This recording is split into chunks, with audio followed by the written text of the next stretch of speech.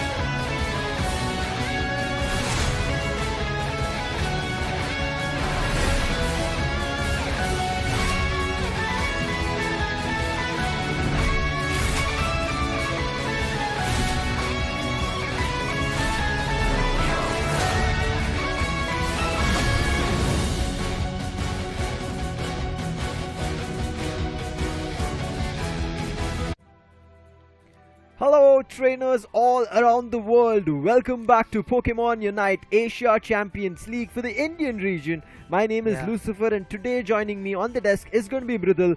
Brudal, how are you feeling? This is week 3 of the action of still the first stage where every team is giving it their all to become the first seed.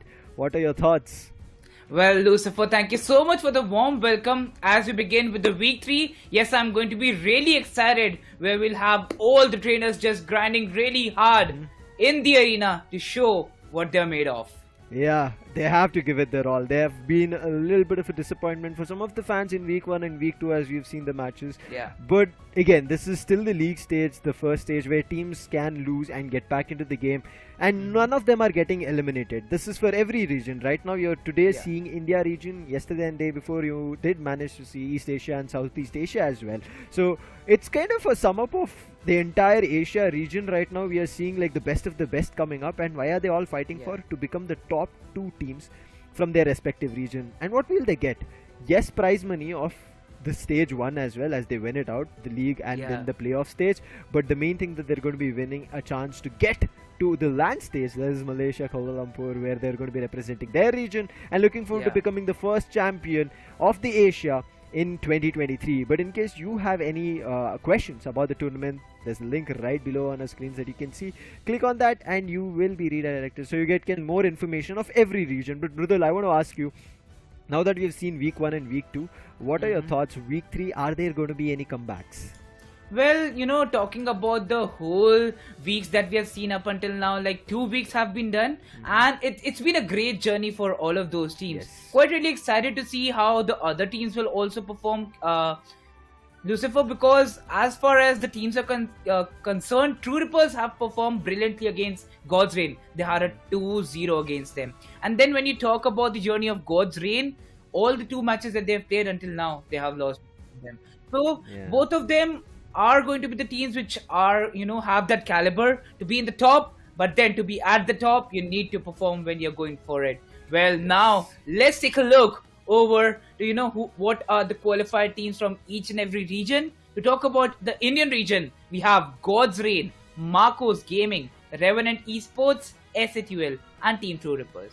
Yeah. This is 5 teams from India. There are 5 teams from Southeast Asia and 5 from East Asia, making it 15 brilliant teams giving it their all. Eternity Hi-Fi, No Show, Secret Ship, T2 coming in. So Southeast Asia, it's SK5, Miss Renaissance, Rise, and Secret Rare. So brilliant teams giving it their all, making sure they become the top 2 teams from their respective region, call themselves the champions of their particular region, and then it doesn't end there. Their journey is looking forward to becoming the Asia champion in 2023. The first Asia champion, looking forward to taking the crown in a storm where they're going to be defeating teams from different regions, and from there on going a little bit further, another step to fight with the other teams on the bigger and the international stage. A quick sum up of the tournament schedule for anybody who's joining in new. You can see the first stage, which we did talk about. That's going to be the league stage where every team is going to be playing for positions, which we will talk about it. Then we'll go to the second stage where you're going to be seeing the playoff,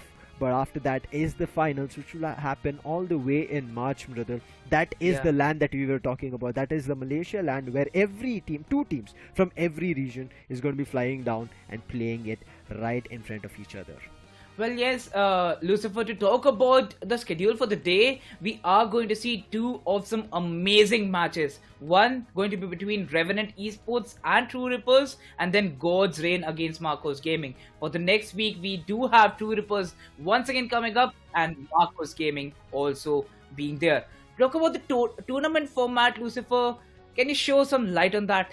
Yeah, you can see it in front of screens, as I mentioned. Anybody who's joining in new or who's already accustomed and is understanding of it, but quickly giving you a sum up. Right now, league stage, as I mentioned, all 3 regions will have their 5 teams in each fighting it out. No elimination. Then we jump to the second stage, which will be the playoff, where teams will fight it again, but in positions that they'll be placed based on the league stage of stage 1 that is happening right now, which we will jump to. And from there, the top 2 teams will then qualify to the bigger picture, which will no more be online. As you can see on the left hand side, it's going to be an offline. That is going to be the LAN match happening all the way at Kuala Lumpur, Malaysia, and I'm very excited for it, because these teams do deserve that big stage for themselves. Quickly also giving you a light on the prize pool. As you can see, $5,000 for the first team. This is again in the stage 2. Second team will be getting $2,500. Third place team, unfortunately, they'll be bidding goodbye, but still, for the efforts that they've put in, they'll get $1,000 as spoils. Well, yes, exactly. And to talk about the finals, the stage, to be presented in Malaysia, the first placing team will be having $30,000 in their half. Then to talk about the second place, they would be having $15,000. The third place, $500. For the fourth place, you have $5,000. For fifth, and for the next 5th team, it would be $1,500 each. I'm super excited to see what's going to be happening now in the league stage. Then when we head over to the second stage, which will be playoffs, and then last but not least, the finals, where top 6 teams, right, top 6 teams of Asia are going to be fighting against each other, giving it their all. And that's what I'm excited for. Like, what are they going to be bringing now? Also, one more perspective that I'm thinking about, Rudul, throughout the weeks is week 1 we saw where initially the teams which could not play here in the Indian region came up like a desert storm, wiped the others off the board, took those initial points and showed us, oh, these teams are cooking up some strategies. And in week 2, we thought the same team will do a lot. And then when we see there are other teams which have taken that week's gap to steady their opponents and have come back stronger. Now week 3, it can happen again, back and forth. But before that, quickly jumping into the tournament rules as well. All of these have been explained. It is going to be Thea Sky Ruins, a 10-minute match, best of 3. It's a 5v5 that we are going to be seeing. No limits on any items or the level. It will be all max. No restrictions on the Pokemons, except for the Pokemons which are banned.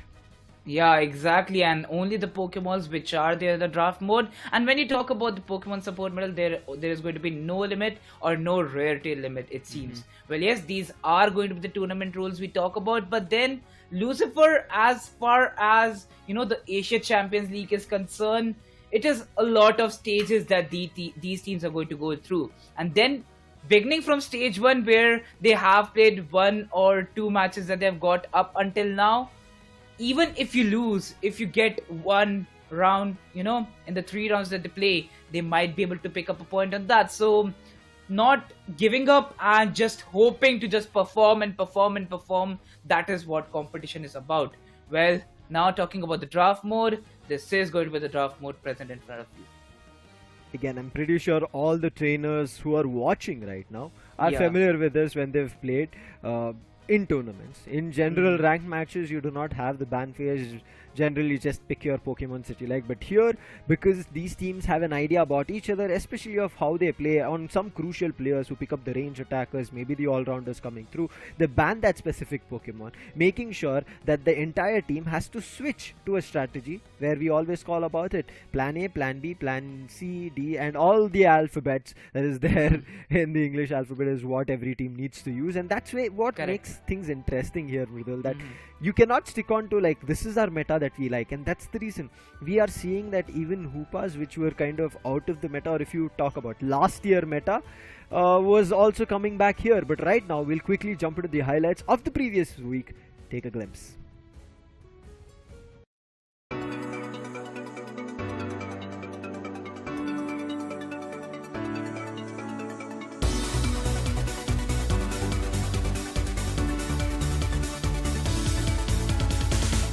我觉得有可能是待会团战关键。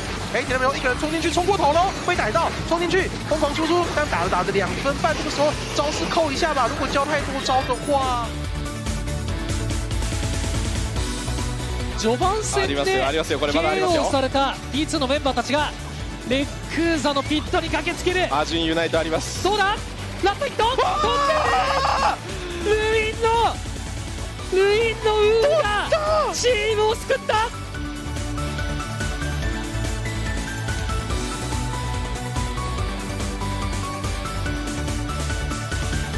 นั่นจะล้าจังหวะสุดท้ายอะไรครับดูโดริโอพุ่งมาแล้วโอ้โหไม่ทันได้ครับสู้ได้ไปนี่ครับถึงคะแนนจะน้ำแต่จากกันได้หรือเปล่าครับแต่นี่คือเขาไม่มีเกาะจากเขาซ่าเลยครับไม่ใช่ครับเกาะกำลังจะหมดครับหมดครับอ้าวยังไงCould be what sets things up here for Rise. They only managed to connect onto Yemu so far, but look at this, Yellow and Ninetales in the middle of the fight. And that looks like that might just be it. Rise losing 2 of their big damage dealers. It's going to be down to Dodrio, Eldegoss and Snorlax, but no, the Snorlax is going to be going down.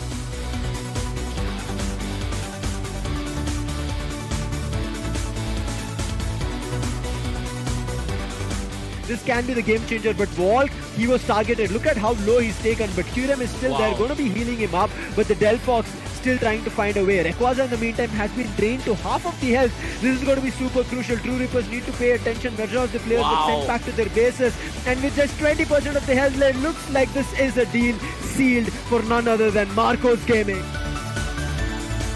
God's Rain, they're trying to find a way to get back into the game. A big use of that confusion, which does damage to 3 Pokemon, and now they're trying to fight back into the game. They do have the Blissey. The Blissey has already used their Unite, unfortunately, but there is a Unite on the Mew, as well as Lucario and Scyther if you want to talk about. They've initiated the fight, 30 seconds to go. Noxie is super low. This is the chance. Tencent used his Unite, because of which they delivered a knockout, and Lucario is also down. Divine is back into the game, but he's again super low. In the meantime, Omen trying to go in with a wing beat, but he's only alone over there. If he tries, he will also be knocked out. He tried to run away, and it looks like Rayquaza is going to be going in the favor of none other than...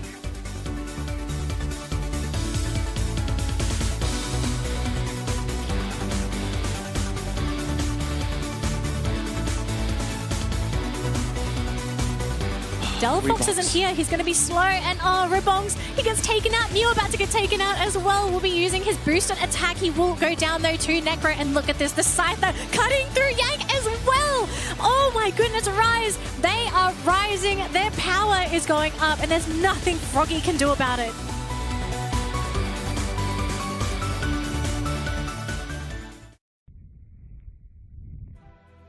That was already an epic showdown which is going down. I don't know how much more we can take, as well as the players themselves, because throughout the weeks it is a very tough journey. Now, when we generally see just one region fighting it out, you have numerous teams, and at the end of the day there is a stop for you, but here there is no stop. Right now you might become the champion of India region in Asia Champions League, but after that you have to represent yourself and that region on the international stage, and that's what you can see. The performances are just getting better day in and day out here, Vidal. Well, yes, to talk about the performances and how these teams have performed, Lucifer, it's been so much great for them. But then, you know, we need to have our eyes on the league table too. How much they have performed for themselves, what are the matches that they have won up until now. To talk about God's Reign, not a good journey for them until now. They have played a match against True Rippers, and then SATL, they have lost it by 0-2. Then to talk about True Rippers, yes, they have got one victory against God's Reign that they had, and then they lost against Marcos Gaming, but they still had one game against them. Revenant played one, they have got one victory. To talk about SATL, yes, they have played 2 of the matches where they have got one against God's Reign but lost against Revenant Esports. And then we have Marcos Gaming. They have got one game, but in that game they lost one round to True Rippers. Not mattering a lot, Lucifer, because they still would be having 3 points for themselves. But then, God's Reign, remaining with only 2 matches for them, one against Revenant and one against Marcos Gaming, they need to buckle up with their performances. I'm worried. I agree with you. It's going to be a tough one for Godsrin to get back, especially in the second stage seeding. Correct. If they don't start getting points right now, maximum, that too if they win, they'll be getting 6 points in total. And I don't think that will be pushing them far. But for viewers, if you're just wondering what is finals as well as the first seed, whichever team places themselves in the first seed in stage 1 or league stage will be qualifying into the finals and also booking themselves a chance to jump to LAN in Malaysia, whereas the other is going to be decided between the second seed and winner of day 6, which is basically the match between the third seed and the winner of 4th and 5th seed match. So this is going to be interesting. This is how the teams will be placed based on their rankings in stage 1. So it's going to be very crucial for every team. It might not be elimination, but it is kind of a, I would say, decision or fate that they are writing for themselves for early elimination in the tournament, or making sure there is a very difficult issue that they have to work around with multiple matches to play. But right now, the match on our hands for starting off day 3, if you want to say, or week 3's match is going to be Revenant versus True Rippers, and on Revenant's end it's going to be Blizzard, Nova, Crowley, Swifty and Z-Shawl, and True Rippers end it's going to be Daksh, Devesh, Ego, Safe and Kyo. Yes, these are going to be the 2 teams we talk about, Lucifer. On the side of Revenant, you do have Blizzard, Crowley and Swifty. We have seen a lot of times performing for the team as a supporter. But when you talk about True Rippers, right? True Rippers, it's been a great journey for them until now. You know, the performances that they've shown against God's Reign, it was a 2-0. And they've also got 1 round against Marcos Gaming. So we expect a lot from their side. But then when you talk about Revenant, it's all about destruction. We have seen how they have performed in the Indian region until now. Right now, for our viewers, a quick trivia, which I'm pretty sure I love, and our viewers are also getting a gist of it. The Pokemon choices you can see, it's going to be, the one is going to be a Wigglytuff, they're going to be seeing, and an Aegislash. But one thing that is interesting is their trivia. Loves cute cat videos and enjoys reading books. I'm a cat person, Z-Shawl. I relate to you, and I have fun. I think we do keep scrolling on a lot of cat videos and send it to each other. So I think I should start sending it to him as well soon. Oh well, when you talk about Devesh here, loves to watch sitcoms during free time and loves to explore new cuisines across the world. So Devesh, I relate to you on your second one. I love food, man. I'm a foodie myself, and same. That, you know, sometimes shows in my body structure. But then when you talk about the sitcoms, definitely would be agreeing on that too. So a great trivia about this trainer too.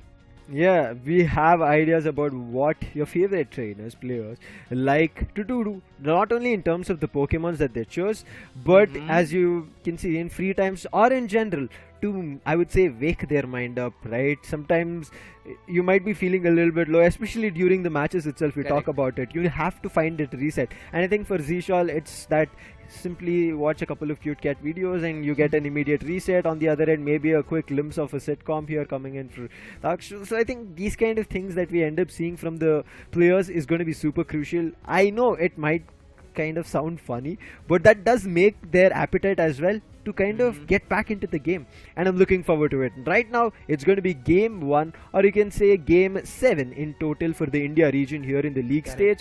But Bridal, what do you think? Revenant versus none other than True Rippers. True Rippers, who started off really well, but in their second game Marcos came back, but Revenant, they've played only 1 match and have left crystal clear and flawless. Do you think they can keep up that run?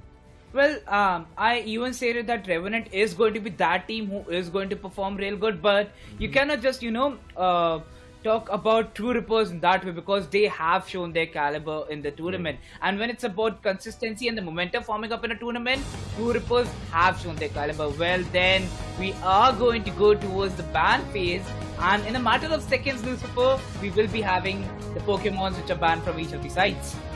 I think generally that these days we are seeing it's kind of Eldegoss ban coming through, understanding of how much capability heal coming, and then there is either the all-rounder or a speedster ban coming through. Certain times, because Devesh is also here in the mix, maybe a ranged attacker can also be banned from Revenant to throw a stone to make sure that they have a tough situation. But it looks like Revenant are concentrating on a defender. Snorlax is out. There's no choice of picking that, but True Rippers on the other end, they're banning Urshifu. Exactly, some good bans would be coming up here, as Urshifu is banned from the side of True Rippers, and Revenant would be banning Snorlax. So some Pokemon picks coming up from the side of True Rippers. We do have one Eldegoss and then a Dodrio coming from the side of Kyo. Interesting. They understand Speedster is open for the choice. Let's immediately pick it up. But on the other end, to go and pack in heavy punches, I'm not too sure Blizzard will go to Scyther or will stick to Scyther. We'll look towards that. But on next, it's going to be a healer. In case not an Eldegoss, it's going to be none other than Blissey. And then we see a defender that they're like, okay, Snorlax is right now not a choice that we want to play with. You're going with Slowbro, where they want to slow literally the players of True Rippers. We'll look into it. But Crowley coming in as new is going to be troublesome for True Rippers. They have to look out for that. And to top it as an icing on the cake, it's going to be Nova on Lucario. Double punchers. Heavy hits that True Rippers need to be worried about. Indeed, they have the Scyther and the amazing Lucario present with them. But then on the other side, it's kind of a difficult situation forming up because they have a Ninetales coming up. So they wish there would be some changes in the final preparations phase. They might switch it up. But Dogs with the Mammoth Lucifer, what he has shown in the Pokemon UNITE India Open, and when they need to talk about the Asia Champions League, let's see what Daksh is up for. Yeah, I'm very intrigued right now of what will happen. Like we mentioned about punches, there's ego on none other than Zarina. The queen, right? As well as her kicks coming through, you cannot easily dodge that. She has some heavy hits buckled up on her own, and as you mentioned, with Devesh on Ninetales making use of the advantage of slowing the players down and immediately jumping on top of them, making sure they have a tough one. And in case things are not working out really well, there's Kyo on the Dodrio who can swoop in from any direction. As we start the match here between Revenant and True Rippers. Revenant, it's going to be the second game for them. True Rippers on the third. Let's see who bags this best of 3 in their favor. Well, yes, we begin with some farming already started from the side of Team Revenant. We have our eyes on them, and as soon as they, buckle up with the evolutions, that would be really good for them, because if they have evoluted first in the very first 3 minutes, then they would be having their eyes on the Regis. Yeah, the starting 3 minutes is going to be very crucial in terms of kind of inclining in terms of your favor of at least the initial control of this battle. But I feel like irrespective of what happens, as you mentioned, the 3 minutes when you see when the Regis form on the top and the bottom, the bosses show up, games do take a turn. For now, initially it's still True Rippers looking in control, but we've known Revenant for their heavy bashes coming. So I'm looking forward to when that starts off and True Rippers needs to start getting pushed back, and it already happened. Starts off with Blizzard, Nova hits them back. Thankfully that their goal zone is nearby, they immediately go back, not let their Pokemon faint. Well, a lot of damage being done from the side of Revenant, I must say. A lot of HP lost on the side of True Rippers, but no! Actually, it would be a KO streak coming up, and now the Lucario will also go down. A good KO streak from the side of Zarina, I must say. But then, Jisoo already available with the Slowbro. OMG, the damage on Eldegoss is going to be a lot. And yes, Seth with the Eldegoss is gonna go down. Knocked out, sent back to the base, would be back in the battle in no time.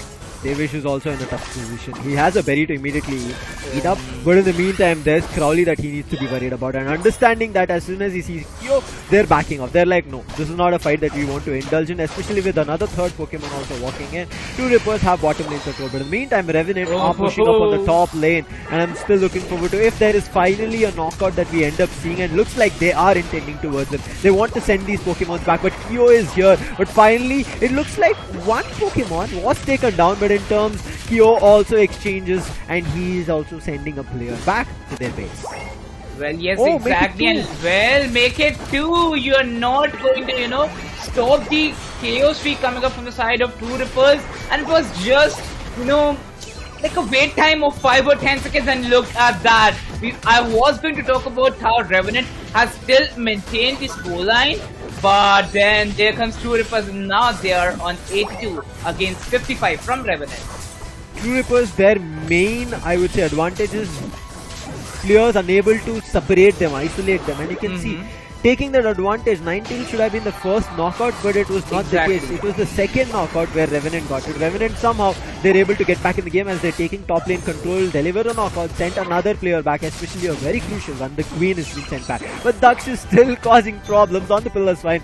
Swifty being a Blissey can take up damage, so therefore will survive, but the goal zone is destroyed. Something to be worried about, and therefore because of the goal zone destroyed, another knockout, and immediately on top of the knockout, Reggie LQ2 just spawned, immediately taken up and taken the attack advantage for themselves. The boost for now, and you can see they're targeting the bottom's goal zone, which will soon be destroyed. Kyo extend a little bit too much. He had 40 AOS energy. Thankfully, because of his speed, will be able to run away. And Revenant, in the meantime, as one person runs away, they deliver 2 knockouts and send 2 Pokemons back to the base.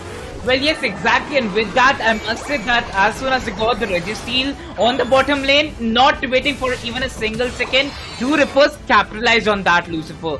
Moving forward, 30 AOS energy would be adding to the scoreline from the side of Slowbro. But Swifty, indeed, at the top lane, was struggling really hard against the Pillar's. Now the Mammoth's, Daksh is also available and waiting on the top lane for the players to arrive. Well, then some farming being done from the side of these players, as Nova also is amongst them.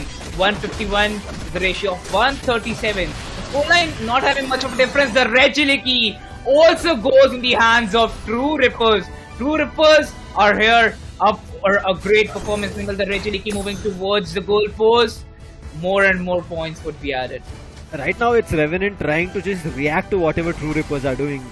They have to have a proactive approach, and Daksh, he's the main leader right now. Unfortunately, a heavy move attack coming through, which does a lot in terms of damage, but players retreat in the right time, and now Revenant have fallen in a disaster, and therefore you can see one or the other player might get knocked out, but Scyther is here to save that. He delivers one, but Ninetales exchanges another, eliminates the Scyther itself, but Crowley, he is there. He's going to be using his ranged attack, making sure another place, but immediate exchange coming in. True Rippers want to regain control along with Serena coming in, delivering a 2 KO streak, and therefore Revenant, who thought they were slowly getting in control using their Unite moves, the thought of control has been destroyed, and True Rippers still leading the charge. But the goals that we are seeing, it's still stuck at 137 and 151. It's just the battles right now going back and forth, and as we talk about battles, it's a fight for Regirock right now. Looking forward to a steal with Skyo on the Dojo. Did not happen here, brother. Well, yes, exactly, and look at that. You know, even after getting 2 Reggies back to back, not able to get a lot of difference in the scoreline, and with that, the Mew would be actually adding more and more points for the side of Revenant. Meanwhile, when you talk about the Unite moves, not yet available for both of the sides, I think the Unite moves could have added a lot of difference to the score, and because then one side would be too dominant on the other one, but that doesn't happen when you have a team like Revenant or True Rippers. Whereas Lucario goes for another KO on Zarina this time, and there comes a revenge KO from the side of Ninetales. Scyther at the moment, yes, he would be taking down Mamoswine and sent back to the base. Mamoswine wants to be back in the battle as soon as possible. Ninetales adding 40 now. True Rippers is once again leading the charge. Still Revenant are looking forward to coming closer and closer, but in the meantime they jumped upon Reggie, where True Rippers already steady, looking forward to fighting it out, and they're making sure it looks very highly impossible. Crowley uses his Unite, but it doesn't find any value. Daksh is playing brilliantly on the Mammoth's. He is, yes, taking damage, but his teammates are very close by, therefore he's getting healed up, pumped, ready for the next upcoming action, and right now pushed all the players of Revenant back. You can see they are fighting with Reggie, making sure again in the top lane they get another ally, make it from a 5v5 to a 6v5. I know it might be an AI or a computer, but still it's an ally added upon, where True Rippers can change the game, push to the bottom lane, and look forward to destroying another goal zone, because with another 40 seconds left, if they get a big, I would say, goal advantage, they will be able to kind of delay the Rayquaza fight, but if the goals is very close, right, Mridul, anything can happen in the last and the final stretch. Well, I must talk about the defense from the side of Revenant. We just saw how a Reginiki was available at the top lane, but then Revenant with 3 Pokemon battled it out. They knew they had to battle it out at no cost. Another Reggie going in the favor of True Rippers. The scoreline keeps on increasing as Dodrio would be adding more 12 AOS energy. And well, look at that. Yes, it is going to be Revenant trying to search out for the goal post now. A help being called out at the mid lane where most of the fight goes on at the mid lane. Yes, the last 2 minutes arrive as soon as possible. Is available with the Rayquaza. True Rippers looking forward to the player. They're trying to beat around the bushes, but look at where Revenant are. They are sitting right towards their central lane and no idea here for True Rippers. As soon as Zishal and the players start popping out, now they're worried. True Rippers understand that they're covered from all directions, but what is Kyo doing? He's waiting at the base, wondering if any sneaky players from Revenant look forward to going and scoring goals, because right now it's going to be a double, and that's the reason he's watching and keeping guard off. But in the meantime, True Rippers understanding they have the advantage in the lead here and can close the game. They're not at all initiating any kind of a battle with Rayquaza. All they're doing is denying Revenant from getting closer. And look at this. This is what Kyo wanted. And with his quick attacks coming through, push Nova towards his Flux. Made sure he wanted to do a lot of damage. But oh no, Ninetales is out. This might be a big one. And Crowley comes out with the Unite. This can also do damage. Along with that Surf, you can see both Dux and Ego were hit. But in the meantime, Unite comes out from Dux, making sure he troubles the players. And yes, he's able to knock out Scyther. And along with that, the Lucario goes down. Revenant are losing players. Swifty unable to kill anybody because most of their heavy hitters are out. Well, yes, exactly. Sent back to the base 2 of the Pokemon. They have a lot of, time available with them. The time being buyed from the side of True Rippers. More 30 seconds remaining. They don't have the Unite moves. And look at that, they do have a lead. It is going to be Revenant in a harsh battle out there. The Mew faces a lot of damage. Gets KO'd from Eldegoss. 22 points added by PC. This might be a bless in disguise, but no, 10 added by the side of Dodrio. 10 more seconds remaining. 10 more added. It's 247. Not much of a difference. It can be covered up any single second. 5, 4, 3, 2, 1. No, True Rippers' ego being denied. They still had the difference made against Revenant. It might be a very close call, as you have mentioned, but yes, it is a 247 against a 212 from the side of Revenant. One, not by much of a margin, Lucifer, but then indeed great performance from True Rippers. How well they got the control of all the Regis out there at every single minute, wherever they got it. And Revenant being amazing with the defense. Time to time, they were also scoring the AOS energy into the goal post. Yeah, need to commend Revenant here as well. They never gave up. It never looked like they were out of the battle. They kept True Rippers in check and in control. This battle could have gone in either direction in the final stretch. You saw if Crowley would have got a chance to score with 36 or 46 that he had, he would have easily beaten the score of 247. And you could see True Rippers who wanted to sneakily go in and goal. Ego was denied. They tried in the bottom lane as well. Players denied. Revenant were ready and steady for it. It did not work out here in game 1, but again, this has happened to True Rippers. Now they have to close the game. Previously, when they won game 1, immediately it was a comeback that we ended up seeing from Marcos, and True Rippers lost. Now True Rippers have another chance to close it out and get their second victory in control, but it's something to watch out for. But I would say some credits need to be given to Kyo as well, because he was available in every lane whenever the team needed him. Well, yes, the first two games would actually be taking victory in this best of 3. Again, a great matchup here where True Rippers perform amazing. As I say, they had the Regis and worked out with it, but Revenant maintaining the pace of the game. Look at the graph that we see on the screens right now. Revenant, yes, they were below Team True Rippers all of the times, but at that moment when we touched the 6-minute mark, they were above them. Then they went against them, and it was a difficult situation to say around 8 minutes and 10 minutes where both of them were going consistent by adding 10 or 15 points coming from each of the sides. But no team focused on getting that Rayquaza. They wanted to waste as much as time they could for the opponent team. And discussing about points added, most of the points were added between 2 minutes and 4 minutes. I agree with you. The last stretch battle that we saw, it was very strategic from both the ends. Revenant took control of the central area and mid lane of True Rippers. Whereas True Rippers, what did they do? They were in their mid lane towards the bottom lane, but they were in a position where they could run away from Revenant if they had some cheeky strategy and a sneak up strategy coming through, and that's what happened. Revenant immediately jumped from the bushes in 2 different directions, but because of the positioning of True Rippers, they were also able to recircle the players of Revenant or get away from them. And especially when Lucario in from Revenant went to top lane to go for a sneaky goal, which didn't work out, he immediately fell into the position or the hands of True Rippers where they had started using their unites, got hit a lot, and therefore I felt like Revenant, who could have got things under control when they got 2 players knocked out, was the reason that they couldn't get back into the game. They tried their best, which we can see in the highlights as well. I think this initial control that True Rippers took, that gave them a chance to completely command the game throughout these 10 minutes.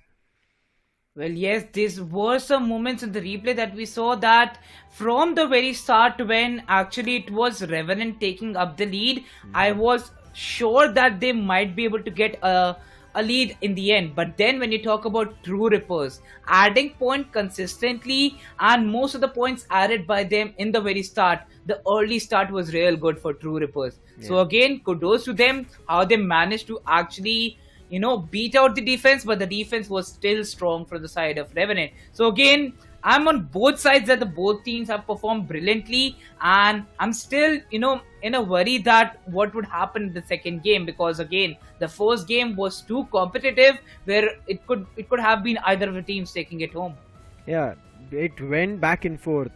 But one thing that we surely saw was that True Rippers did not want to give away the lead. Every time that Revenant inched closer, maybe 10 AOS energy away, immediately True Rippers found a way to push towards their end and start getting these AOS energies and goals put in, and therefore that's the reason True Rippers not only kept that momentum, not only kept the lead, were also able to deny in the final stretch for Revenant to put some goals in.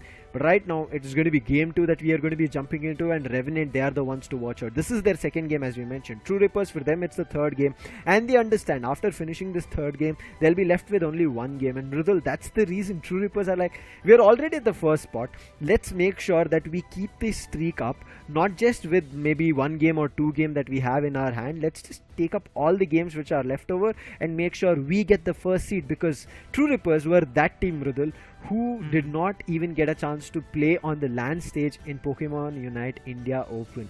And I think that aggression, that I would say hunger, is right now showing up in their matches. Yeah, well, we are seeing a different True Ripper here. How well they are performing, in the Asia Champions League. Well, for their region, they need to represent India when they are talking about Asia Champions League. So a lot of homework being done, a lot of practice being done from all these trainers, and then present in the arena. What happens in the arena stays in the arena and decides your fate. Whenever it stays in the arena, it will decide your fate wherever you are going. For now, if you win the first stage with the first seed, you're straightforward qualifying for the Malaysia LAN. Who doesn't want it, right? Bag it and immediately, I would say, chill for some time so that you can get an idea about what you want to do. I feel like sometimes if you get more the time, people call it more the merrier, right? I think you get a chance to discuss a lot more in terms of building metas around where you might pull off a 3 all-rounder setup. I don't know if that is kind of doable, but we have seen these kind of weird plays coming in, a double ranged attacker play coming through with only defenders, no healers in terms of the supporters that we see. Teams have pulled these victories out of the blue, and which has worked out for them. So I think it's going to be very crucial, but for Revenant, they have to pull a trick out of their hats right now, because in how we know Revenant and how they've played their first match, they are considered like the heavy hitters of the India region. They're very aggressive. They do not let any teams try to regain control from them, and they generally get majority of the knockouts, right? Yeah. And even when we saw the scorecard of how many knockouts that they were able to take against their opponent, every player had some or the other knockout, either 3-2, something like that. It never looked like Revenant, I would say, ran away from a battle, but it was just True Rippers playing together really, really well. And Mridul, we did see in week 1 and week 2 that in case you want to kind of take down True Rippers, you have to separate the players. True Rippers love playing together. Yeah. And in a couple of instances, when it looked like players were getting separated, Revenant did capitalize, but True Rippers did not, I would say, give that small space or breathing space for a long time. Immediately jump back, making sure they play together. Well, yes, Lucifer, talking about the aggression that Revenant has shown up until now, I will agree on the facts that they have shown. But again, talking about the ban phase, now we are here in the round 2, the game 2 of the very first match. Revenant against True Rippers. We saw an Urshifu ban coming from the side of True Rippers in the previous game. Well, for now, let's see what happens on either of the sides. Yeah. I'm not too sure if it's going to be the same, but denying Daksh from picking up Snorlax was interesting. I mean, we've seen him play Mammothman as well. Very interesting. He tried it here as well. He was heavy hitting and it worked out. Right now, it's going to be a success ban coming through from True Rippers, and therefore them having a chance to pick up Urshifu, because this time, Revenant, they have banned Dodrio, making sure that not Snorlax that they're worried about, but Kyo's Dodrio, which was running all around rampant on the map. Well, yes, exactly. And when you talk about either of the teams, we will see that Swifty will come with the Eldegoss, Seashall going on Snorlax. But look at that. On the sides, we have some great bans too. Devesh comes up with a Mew. Devesh, as we did speak about it, if he has a chance to pick up the Mew, he does pick it up. But Crowley this time, he changes it up. He's like, okay, you go for the Mew. I'm going to be picking up the Ninetales. But Noah, he's like, I do want a Speedster, because True Rippers are not the only players who can play with Speedsters. Comes up none other than Absol. Is going to be very interesting. I'm excited to see whenever a Speedster is there. But Absol is also a very difficult Pokemon to master. So I want to see how well this trainer is ready with it. But on top of it, Revenant are like, we want another ranged attack. They bring in, it's going to be a Venusaur, but also on the other end we see a Dragapult also coming through to Kyo, who I thought maybe can go in for an all-rounder. He's picked up a Dragapult along with Daksh, who's going to be exchanging and making sure that this time no Mammothman but a Slowbro. Well, yes, exactly. Talking about all these players, definitely I'm quite excited to see how Revenant plays in with this kind of, lineup that they have had. And moving forward with all these Pokemons, let's begin with the second game where True Rippers already have a lead against Revenant. And I'm really excited. If they win it to the 2-0, that would be a question mark on the side of Revenant. What are going to be their next steps to actually win the games? Yeah. Super crucial right now. If Revenant gets back in, they will have another game to play. That's going to be game 3. But here, in the first match for week 3 is what you're going to be seeing, or match 5 in total of the India region. True Rippers, are they going to be commanding from the start? Are they the ones who will be having the reins in control is something that we have to see. If you want to talk about the mid laners right now, as you can see, it's going to be Kyo from True Rippers playing on the Dragapult, also with Devesh on the Mew, but alone from Revenant's edge, it's going to be Absol taking control of the mid lane. But in the meantime, Seashall on Revenant's end, he wants to annoy the players of True Rippers for some extent as Noah levels up and is ready for the next upcoming battle. Well, it's more about the farming once again being done in the very start, and as True Rippers will begin with the scoreline, Revenant would be focusing more on the damage dealt. Look at them, they're just going aggressive for now, maintaining both the sides. And when you talk about the damage, it's a lot, okay? So the Bulbasaur will actually take time and go back, to the lanes, go back to its base, whereas Snorlax begins the scoreline by adding 7 AOS energy to the goal post. Early goals is something that I do not worry about a lot, but I'm looking forward to early battles. Right now, Urshifu will evolve. and I'm looking forward to. He's gone in for a very aggressive attacks, get chopped and for some looking forward to how it functions. But in the meantime, Revenant, they're looking forward to taking complete bottom lane control, but Crowley, he's super low. Electro ball coming in from Devesh, hurts him, sends him back to the base, but nonetheless it doesn't, I would say, give up the bottom lane control completely, because the heavy hitters is still there. Zishal will try to provide control, but there are 4 Pokemons coming in with the Dragon Dance Skyo that will force the players of Revenant to give away the bottom lane control. But Crowley, he's back in, but in the meantime top lane is also where Revenant are losing control, whether it's top or bottom. It's going back and forth, and it is not looking favorable for right now Revenant. Wait for it, True Rippers going till the very 100th score line now that they have 95 points in their chunks. Lucifer, it's been more than around 2.5 minutes. Look at this battle between Swifty going against the Urshifu, and there comes a great, ally. There is going to be Absol actually taking down Urshifu and bringing him back to its base. Super crucial. If no assistance was provided, Swifty could have been knocked out, but then what do True Rippers say? They're like, oh, it's okay. A player was already in the forefront aggressive. We are going to be making sure that the little amount of control that you thought you got in the top lane will be immediately denied. Right now, Revenant, their intention is not the bottom Reggie. They want to fight on the top, get the Reggie Aliki for themselves, add an ally for themselves, making sure that Revenant have a tough time. And True Rippers are trying to do that. They've already taken control, but Revenant, who saw there are many number of players, immediately they started switching lane. They're like, okay, with a couple of seconds left, we'll jump, and Reggie is immediately here, but Ego has already started the battle. Safe is already here. True Rippers are the ones who have started things off, but looking at the amount of players that Revenant brought into the bottom lane, True Rippers are giving them space.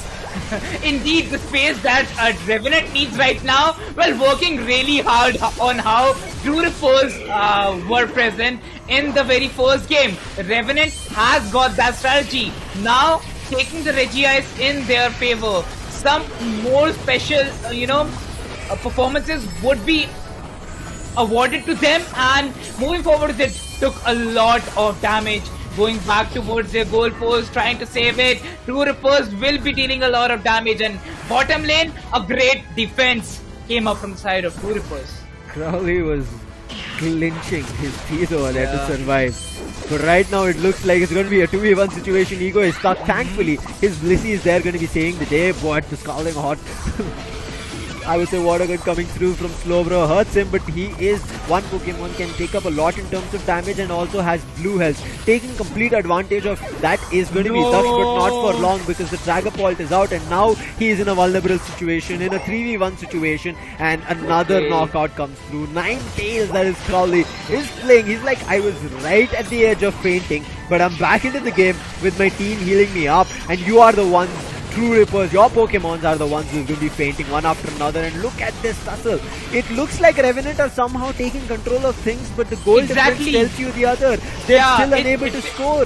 It is a build-up that we are looking for, Lucifer. I am going to see it. Dragapult, yes, he would be taking some knockouts, but it is a build-up for the last of the minutes. Revenant know what they are doing. Venusaur going for a KO streak of 2 would be taking down 2 Pokemons and sending them back to the base, whereas one Pokemon to the side of Revenant also faints. Yes, would be back into the battle. Ninetales coming back to the battle as soon as possible, whereas the top lane is empty. It's a great control from the side of Revenant on the bottom lane, and look at the scoreline. Closing down back to back, it's now 167 to only 115 from Revenant. It is just a 50-pointer difference, and at any given second that would be covered up. Look at Zishal present as the perfect ball against Team True Rippers, disallowing them to go in the bottom lane. Even though the battle was great coming in from Revenant, it did not work out. Unite being used, so much damage. It looks like Crowley might just be out, but before that the Slowbro goes out, and this does give them an opening. Blizzard also super low right now, with Absol going down a 2 KO streak before Blizzard goes on. He's trying to eliminate another one, and yes, says him. Urshifu is out and quickly taking the Regiais. Again is going to be Revenant, but look at this, every time that we are seeing coming in from Revenant, they're able to get these boss Pokemons, they're able to get knockouts and sending True Rippers Pokemons back. but what is happening is that they're not getting chance to score. That's how True Rippers are maintaining control. 214 is what True Rippers have reached, and that is from the top lane push that Urshifu was making. But right now, Revenant, understanding that the bottom lane fight is not at all working, they shift gears immediately to the top lane and finally fight with Regieliki. And Revenant, getting Regieliki in their favor, will be finally able to destroy another goal zone on the top, and with that they'll be eyeing their goal zone on the bottom as well to destroy it, because that is also left with little, but the scoreline is still not big of a difference.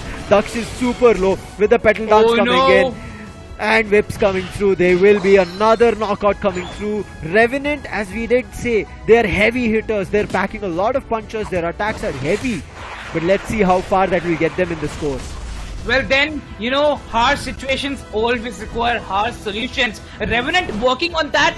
Yes, they had a decision to move towards the top lane, but then the goalpost not being available. It's yet too far, and True Rippers are even able to defend the bottom lane. They know that that won't be successful. Some farming being done. Yes, they need to be available with the unite moves, because it's just a matter of more 40 seconds where the Rayquaza would also be available. So then, after that, this might be the round where True Rippers would face on getting that Rayquaza, because they now have a good lead. But Revenant can cover it up at any given second. Being unstoppable, wanting to stop the enemy team. Look at that, Urshifu is just being there for the top lane. No matter what, even if there isn't a single Pokemon to the side of Revenant, the top lane needs to be guarded off. Yeah. Lanes need to be completely guarded from both the teams. Revenant cannot lose a lot more. True Rippers should not give away anything. Rayquaza is going to be here, and before it is there, you saw Revenant took, I would say, one step further. Before the Rayquaza was here, they wanted to initiate the battle, and they did. They did push back the players of True Rippers, but True Rippers were smart. They did not give in to the battle, and they're holding their positions as they know they still have the lead. Again, Daksh was able to push back because he's a defender. He can tank up a lot in terms of damage, but now Blizzard and Zishal pushing together. A big block coming through, but with the blue HP still surviving. Good telekinesis coming through in between, but then there is a unite that we see, which forces the players to back off from True Rippers, and they do give that space, and then comes in Urshifu with heavy punches coming through, but Crowley, he'll be able to eliminate one, and on top of it, there's a unite coming in from Absol. Heavy hits coming through. They've knocked out 2 players. They're looking forward to the third, and with that, it's only 1 player left, and that's going to be Noah. He's trying to fight with the last player surviving. He will also be sent back. Everybody sent to their bases. All the Pokemon fated from True Rippers, and Revenant not even thinking of Rayquaza. They're like, we'll just start getting the goals scored, and they do, and take the lead to 307. The build-up for the last 2 minutes, not wanting to take the Rayquaza was not even required. Lucifer, look at that, adding 100 points to the table. 259 was secured and procured by Zishal, and after that the team goes on with that. Now they just need to buy the time. Slowbro would actually be able to take down one of the Pokemon as Ninetales sent back to the base, but look at the lead that they have got. Revenant did it. They knew what they had to do. The Rayquaza might go down, and the Rayquaza goes down by the side of True Rippers. That can be a change that they were waiting for. Last 15 seconds, and the fate will change for Team Revenant. The Rayquaza went down, and it's True Rippers taking 2 rounds back to back. What a history that has been made in this very game of True Rippers and Revenant. It's a 2-0. The last moment Rayquaza in the last 30 seconds. The fate changed for True Rippers, and they have got a victory against Team Revenant Esports. 678 to just 337 from the side of Revenant. A table turner of a game indeed. Things got out of hand in less than 10 seconds. True Rippers' entire team was sent back to the base.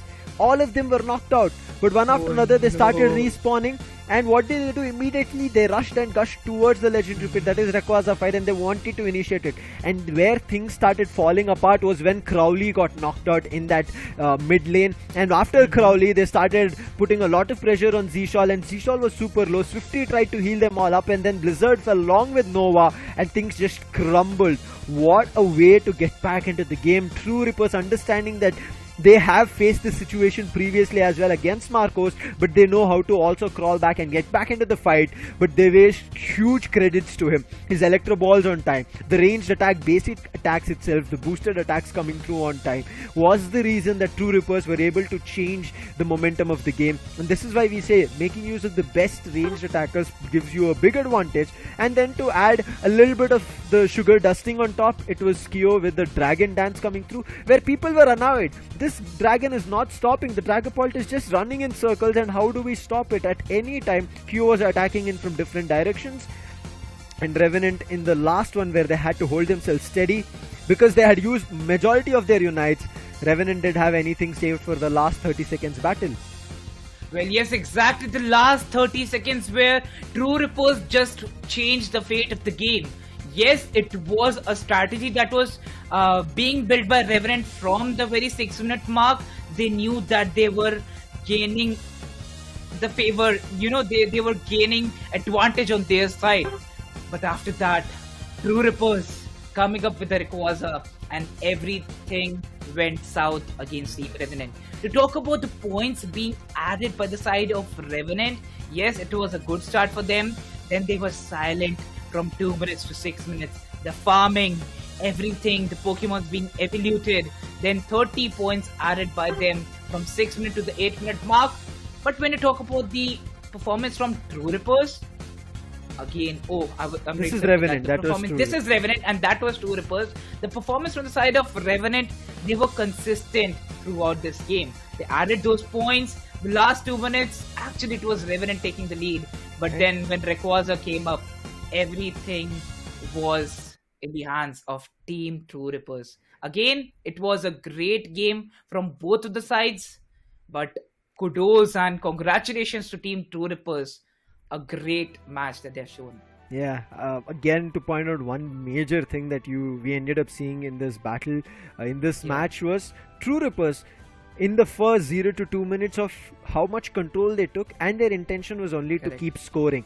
Whether they get knockouts or whether they get knocked out was not the, I would say, strategy go-to for them. It was always that they get goals scored in, and in the entire 0 to 2 minutes, entire team gold. Whereas on the other end, when we saw from Revenant, they were going for team fights, they were delivering knockouts, but they were not able to score goals, and that is the advantage that True Rippers took, keeping them at bay. Even after the 2-minute mark to the 6-minute mark, we ended up seeing that Revenant were the ones in control of the fights. They were the ones who were delivering knockouts and sending players back to their bases on True Rippers' end, but they were never able to score. And that's what True Rippers were doing. They were not pushing all the players together, but they at least kept one player in check who could put a stop to a couple of players from Revenant who wanted to score the goal. And I think that was the reason that we saw this comeback also happening. That how players were being, I would say, knocked out one after another, Mridul, was when Daksh was the first knockout from the end of True Rippers. Therefore, he could get back into the game very fast.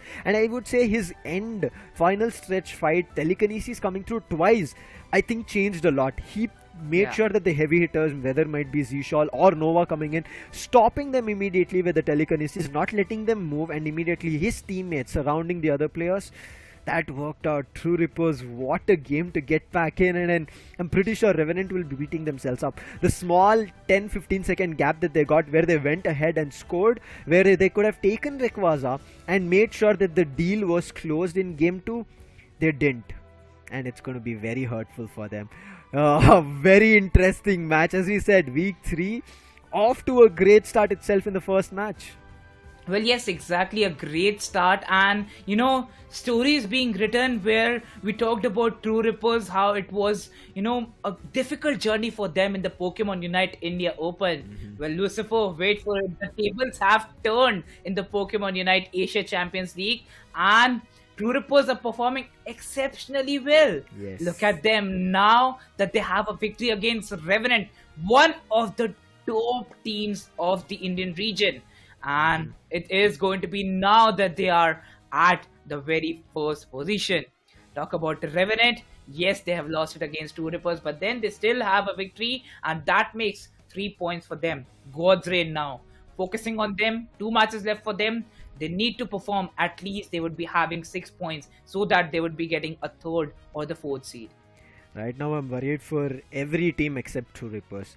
True Reapers at all times have managed to score points. Even the match that they've lost, they're like, we will get 1 point at least. And that's the reason they're sitting on top. Now, every other team who might even win, except for God's Reign, the other 3 teams that we are going to be seeing, Take It Marcos or SATL, Revenant, even if they win their next match, they'll be only getting 3 points, which will push them to 6 points, Mrudal. And what will happen with 6 points is they'll be still in the second position. True Rippers in such a good spot right now. I'm so worried for every other team. But right now we'll jump into a quick interview for the winners. Let's jump to and talk to True Rippers. Daksh, the man who was blocking and defending and saving his teammates from a lot of things. Let's talk to Daksh and congratulate him for winning this match. Hello Daksh, congratulations for winning match and looking like True Rippers, you're looking flawless. Yes bro, thanks. Now I have a question for you as we start things off. We saw how well you kind of strategized, but that last fight, right, the final stretch, it fell away from your hand.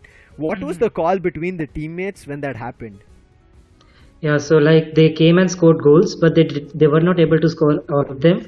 So our call was like spawn back and flip the zap. We had Urshifu, so we did it and secured it. Yeah, exactly. And when you banned Urshifu in the very first game, what was your mindset then that you took it in the second game? And when you talk about the last of the minutes, Rayquaza, was there in your mind, or it was just for the instant that happened in the game? No, when we have Urshifu, we obviously keep in mind that zap because it has a good secure.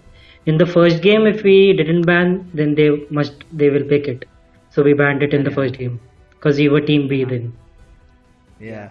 Now with you guys on top, you will be kind of the ones who every team will be looking forward to. But also, if you are in this spot, you know what you're booking yourself, right?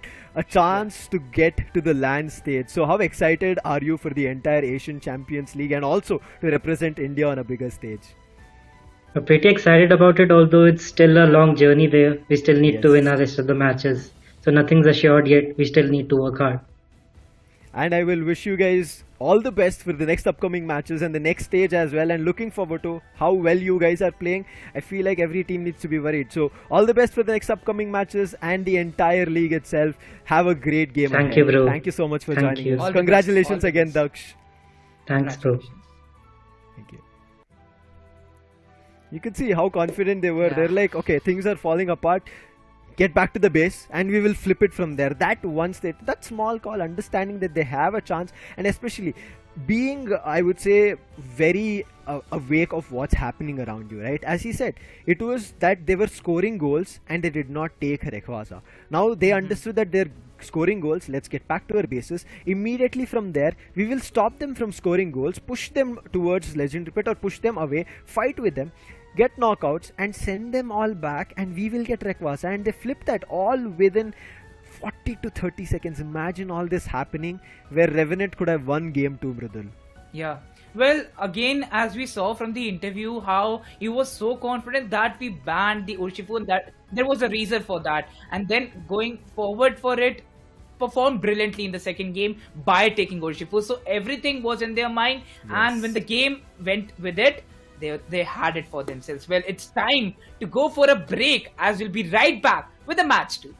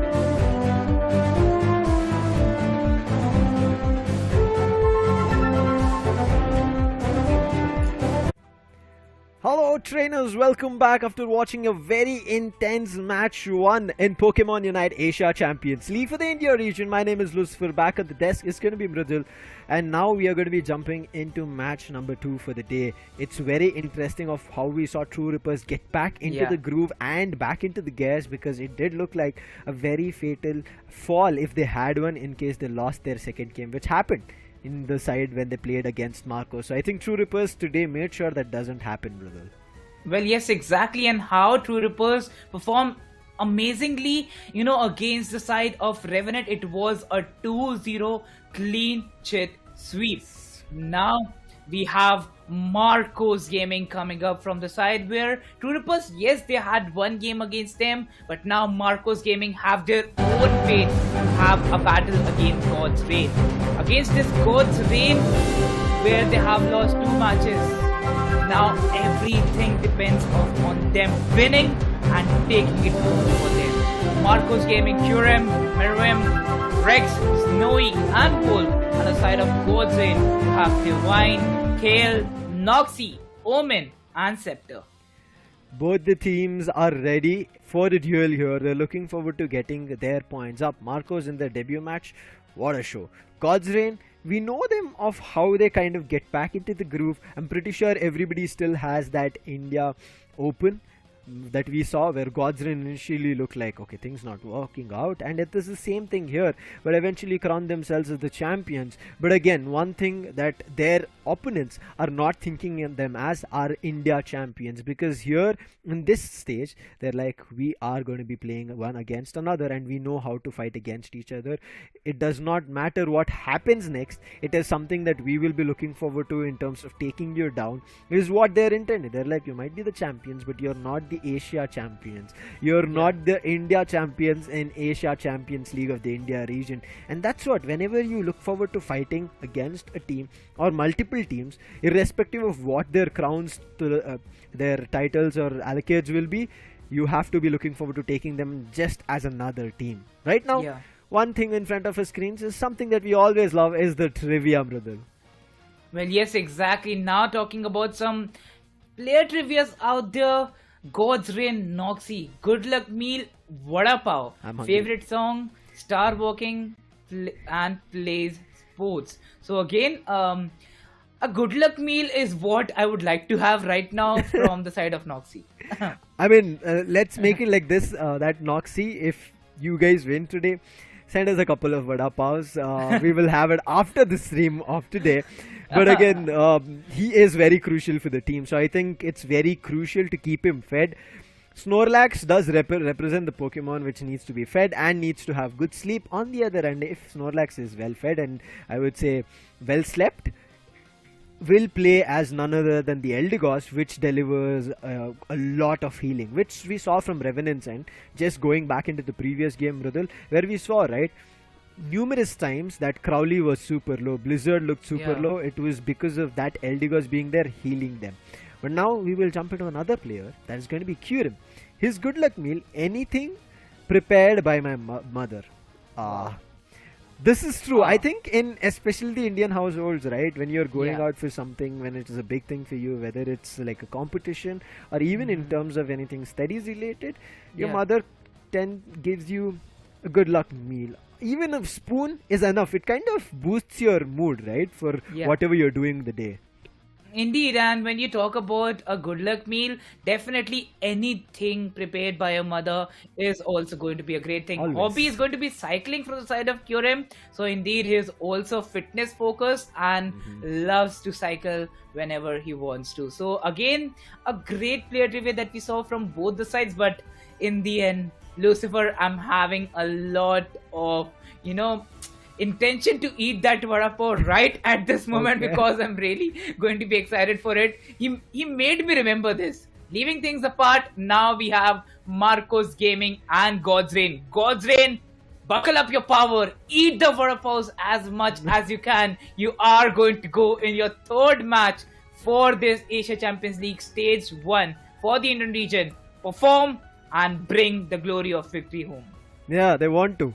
They're going to be looking forward to getting these couple of matches that they're left in their bags, making sure that they get their points and do not become the, I would say, the last place team, because right now no eliminations, but depending on your positions, you're one way quicker back to home, meaning one way quicker to elimination. Now it's time for match 2. Let's jump into the draft phase. We're going to be seeing the bans, picks and the preparation. Right now, initial bans, as we did in a previously talk with Doc, she did mention that if there is a Urshifu available, the other team will be looking forward to picking up. If you don't pick it up first, I'm looking forward to if there is a ban coming in from either one of the teams, and also Mridul, eye on the speedster if there is one. Oh, indeed. Well, everything gets focused on the bans coming up from both the sides. Yes, it is going to be Marcos Gaming and Goat's Reign. Very much excited to see what these players are ready with, and there are the bans. Marcos Gaming will be banning the Dodio, whereas the Goat's Reign go for a Mew ban. Let's see. From both the sides, the first pick has been awarded to Kyurem. Let's see what he chooses. Dodio, we've seen how much of an annoying Pokemon it can be, and Kyo, he got that for the team, and initially then Revenant banned in the game too. Right now Marcos out of the gate itself do not want it happening, and along with the Mew also, it's going to be interesting. On the other end, as you said, the choice is coming through. Walk immediately goes out, picks out Sizer. On the other end, Kyle, he comes out with the Sylveon along with Scepter, seeing that the Tyranitar is available, making sure that Tyranitar is going to be very crucial on how they play with the Ancient coming up. But again, Scepter needs to be helped with a healer, and I'm looking forward to who that is going to be. Marcos, understanding that God's Reign are not looking forward to the Urshifu, Snowy immediately picks it up, and Kyurem becomes their healer with the Blissey. Well, then again, as far as the Pokemon UNITE Asia Champions League is concerned, I am going to see that Urshifu is getting involved a lot from both of the teams' side. We are seeing that Snow is also going to pick up that Pokemon, but look and wait for it. We have a Tyranitar coming from the side of Scepter. So again, both the sides getting guarded up with a lot of defense and brutality. We also talk about a healer support coming from the side of Kyurem, whereas Noxie is all set with the Eldegoss. Wait for it. Omen is actually going to go for a talent flame. Yes, I'm really excited to see this. And Omen, we've seen him play really very efficiently and very amusing when he gets a chance to go on the speedsters. Also has a goal getter as an item. But in terms of the exchange, in terms of the preparation phase, if you want to talk about, Murem picks up Snowy takes up the Sizer, and Walk switches back to none other than the Gardevoir. And this is what I was thinking. Walk generally plays the range attacker, likes to play along with the team rather than being in the forefront of the team. And we have seen at all time God's Reign do want to kind of help out Walk to survive longer and the farthest, making sure that his Psyshock does a lot in terms of damage. And now God's Reign and Marcos are ready for match 2 here in week 3 of the India Region Asia Champions League. So go! Well, here we start with Marcos and God's Reign. Yes, it is a beginning where now each of the sides would be busy in the farming. The very first 3 minutes matter a lot, and then the Reggies coming up. We saw how True Rippers were focused a lot on getting those Reggies in the very first game, but then the second game they were more focused on getting damage on Team Revenant. Now, talking about the match between Marcos Gaming and God's Reign, both of them are here for the battles, adding points back to back, 9 against the scoreline of 4. Omen stuck in the flux. All he's doing right now is leveling up. He's like, there are wild Pokemons, let me just take it up, deny it from happening. But Kyle with a growl trying to deny them from progressing further, so his teammates respawn and get back and try to help him out. In the meantime, the top lane, if you want to talk about, Kyurem is stuck. They're going to look forward to a knockout, and that's what they do. God's Reign, they are not having what they had in the first 2 weeks. So here, they're looking forward to making sure any team, irrespective whether they lost against them or won against them, they're going to make sure today is a better day for them. Well, indeed, today would be a better day for them. At least they are planning for it a lot. Look at that. But Marcos Gaming is here to defend like the beast, sending them back to the base. It was a chance that they could have also got the knockout.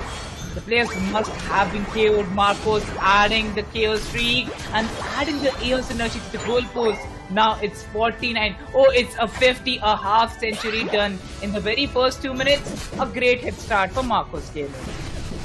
Right now, Marcos, yes, are having a good start. Little advantage in the goals as well. But how far will it go? Because God's Reign, they're looking better. And you can see how they're able to diverge the players of Marcos.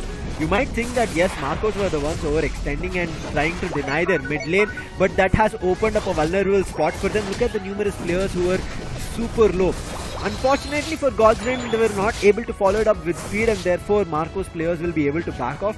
But again, good intention from their end. They see wild Pokemons that are already in the mid lane. They're like, we'll take wild Pokemons, gain that experience, level up, and then look forward to the fights as we progress further. But for now, God's Reign still need to look forward to getting goals scored. Plus 12 comes in, but still behind of 13 goals. Well, yes, exactly. And look at that. Yes, they must be behind of the scoreline, but oh, they are covering up. God's Reign not much far away from that. You know, bringing our eyes down to the bottom lane. It looks like it is going to be a difficult battle for God's Reign, but no, the questions have been answered.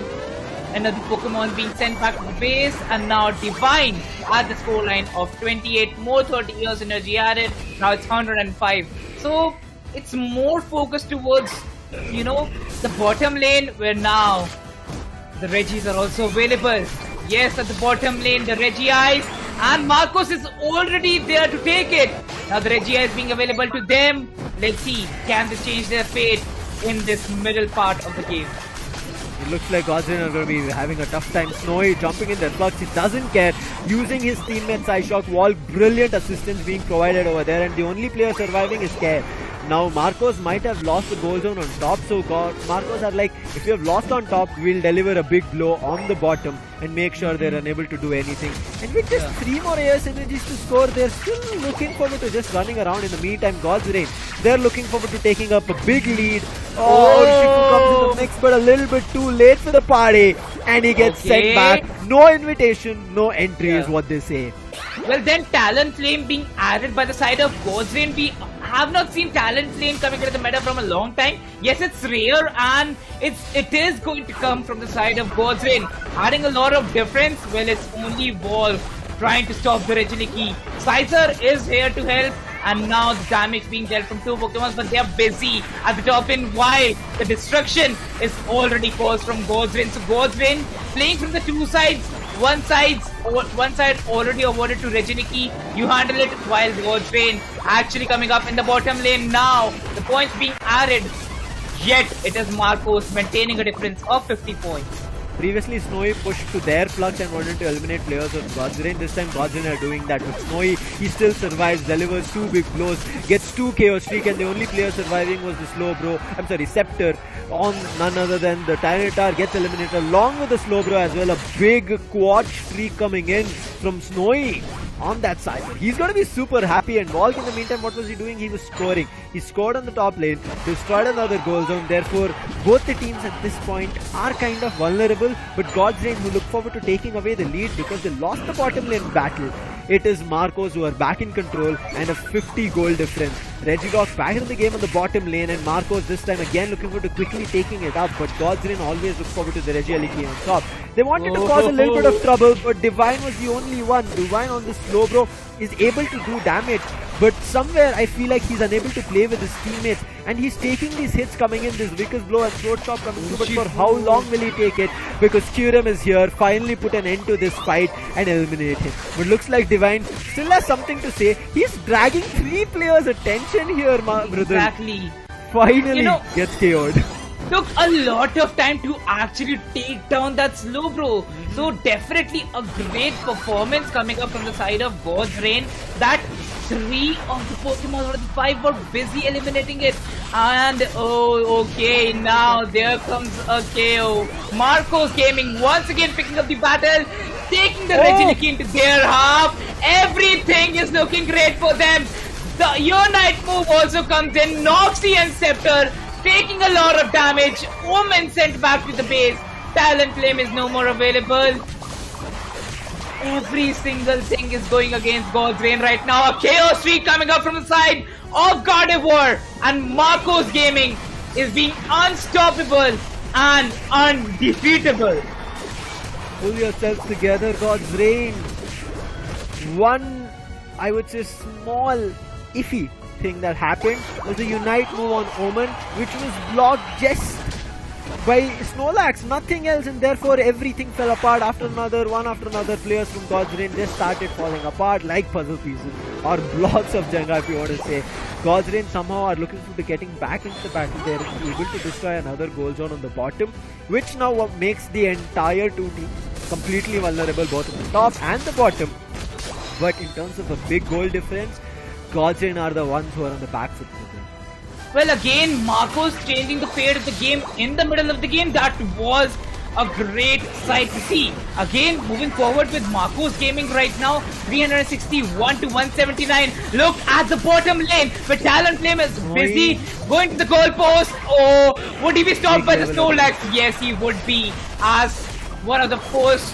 Oh no, not even the Reggie coming into their half. Marcos Gaming once again winning it all out in the bottom lane. The God's Reign being pushed back to their base, back to back. The Pokemons being sent back, knocked out, being fainted. Every single thing is going out of the hands of God's Reign right now. The last 2 minutes, now everything depends on Rayquaza. They have the Unite moves available and they need to utilize it. Look at that! Both of the teams invested in the Rayquaza. Rayquaza goes down. Marcos Gaming winning the very first game. I'm damn sure about it. Look at Marcos Gaming. What a wonderful play from their side. There's nothing to stop them. We just saw telekinesis to stop things all, and you can see God's Reign understood. There is nothing in the battle for them right now. Even you might say that there is around another minute and a half left, but Marcos will reach a threshold, or I would say a graph of unreachable heights even in that 1.5 minute left. They might level up, gain experience, collect Chaos Energy, get back to a push on the bottom of the top lane. It'll buy time, delay the inevitable, but this is the fate. Marcos, what a play. Especially, I think, before I could take a glimpse of how the Unites were used, I think Walk, what he did was, seeing Scepter was already there in the Legendary Pit, he put up one of his own Unites and then put up a Psyshock. On top of it, he used the Psychic, 3 moves coming in. Rayquaza was melted like anything. There was nothing that Rayquaza could do. It was like it spawned and it was sent back to its own legendary base, legendary whatever is left. What a play. You can see he becomes the MVP of this fight. Marcos and Walk. What a fight indeed. Yeah. You know, to praise Walk and Snowy, we would definitely be sure of that. Snowy how Kyurem added a lot of, you know, health to them every single time. Whenever they faced the damage, Kyurem was available. And when you talk about God's Reign, Talonflame was a great choice. From the start, it looked like that it would be a close match between both of them. Marcos Gaming and God's Reign maintaining the both levels. But when you go to the middle of the game, look at Marcos Gaming. They were exceptional with their performance. And in the end, when the Rayquaza came in, it was like 5 seconds, 6 seconds, the Rayquaza goes down. I think this all kind of inclines on the levels that you can see. Movesets are one thing, but I want to talk about a big level difference that was there between Marcos's players and God's Reigns Pokemon. I think that's what affected Snowy from very long back. He had a big differentiator. When he was at level 14, the Pokemons from God's Reigns end was at level 10 and level 11 and level 12 at max. That, I think, was a very tough one. And Snowy was going in like 1v2, 1v3. He didn't care. He was just running around making sure that Scyther did do a lot in terms when he crisscrossed them at all times. There was nothing stopping it. And Snowy alone, the Urshifu, Snowy on Scyther and Urshifu on top lane, alone playing. But Walk played really well with his teammates. The way he assisted them, the way he played together, the way he was putting down Psyshock. And you can see, at all times throughout 8 minutes, or even if you want to put it to the 10-minute mark as well, because yes, we did see 8 to 10 minute, I would say, block start, but it was immediately put to a immediate footfall or a stop down or a stomp, if you want to say, because of how Marcos immediately took down Rayquaza. Well, yes, exactly. And look at that. God's Reign had a brilliant start, I must say. Yeah, you know, look at the graph. We can even see the graph that they were leading against Marcos. But after that, from the very 6th minute, everything looked like, everything looked like it was a downfall for God's Reign. It was a stoppage and there was no coming back from their point forward. And, you know, history being written already, in the hands of Marcos, already in the favor of Marcos. Yes, they've got the very first game. Even the choices that they made were not for the start. They were for the end of the game when they're all evaluated. And when it comes to the domination of Urshifu in the last minutes, you already saw it, right, Lucifer? Yeah. This wing beat and crisscross as well coming in from Snowy that we constantly saw. It's just annoying. They couldn't do anything. And you could see again, Urshifu, you just spoke about it, alone. He was fighting with KL. And I feel like initially we see a lot from KL on the Sylveon. But later I felt like I never saw Sylveon at all. It kind of maybe hurted them because of how the entire gameplay, which Godsrain might have thought about, did not work. Especially this. Yes, there was the Unite Psyshock coming through and the Psychic as well. 3 big moves coming in from Gardevoir itself. And on top of it, the other Pokemons also used their moves and attack to do a lot more damage. So there was nothing left. Scyther, who started, just ended up being a spark for the other team to immediately get the victory. So I think Scyther, a little bit of Scepter. On the Tyranitar, a little bit of a overextension very early on. Yes, understanding their position, that they are far off from getting closer to a victory. That was a risky move, which could have paid a lot to them if it worked out, if his teammates also jumped in together. But one thing that they did not think about is the Gardevoir Unite. I think that was the thing that was a make it or a break it. If that Unite did not come through, it could have been Godsrain actually walking away as victors here in Game 1. Well, yes, exactly, and everything was changed, and when you talk about stopping Team Godsrain after the 6th minute, it all depended on the choice that Marcos Gaming made. Urshifu, Gardevoir, and Scyther coming up. Scyther, we have seen, it has been a meta throughout these, weeks, when we have seen Scyther, or even not evaluating to Scyther, you are a Scyther, you would still be able to, do the same amount of damage when you are against your opponent. So great work done from the side of Marcos Gaming. Kudos to them for winning the very first round, but now maintaining it and winning it with a 2-0, because we just saw how True Rippers did it against Revenant Esports. And we have a lot of expectations from the side of Marcos as well as Godsrain to make a comeback. And let's go to the next game. Draft pick. We're going to be seeing what are the bans this time. For Godsrain's end, I'm pretty sure they'll maybe looking forward to denying Volk on Gardevoir, but if that is allowed, I know Volk loves to play it. He's going to be immediately picking it up again. And again, one more thing that Godsrain need to pay attention is how well Marcos is playing with Volk, making sure that he does not get knocked out. His Pokemon does not get fainted. They keep him alive at all times, making sure he's available in range whenever they're initiating a team fight coming through. Let's see the bans, and it's going to be a Sizer ban coming in from Godsrain. They're like, every Pokemon was something that you had to be worried about. If you talk about Urshifu, you talk about Sizer, you talk about Gardevoir. So they pick up Sizer, and on the other end, they ban for Marcos end, making sure that the long range Solar Beam or the Electric Ball is not there, Mew. But this time, Godsrain do not make anything in terms of a mistake in the choices. Urshifu is available to pick it right up from the get-go. Oh, well, exactly, and it's going to be a Mew ban coming from the side of Marcos Gaming. Urshifu straightforward picked up. Godsrain not even thinking about once that, to drop Urshifu or not. Yes, they are going to have it.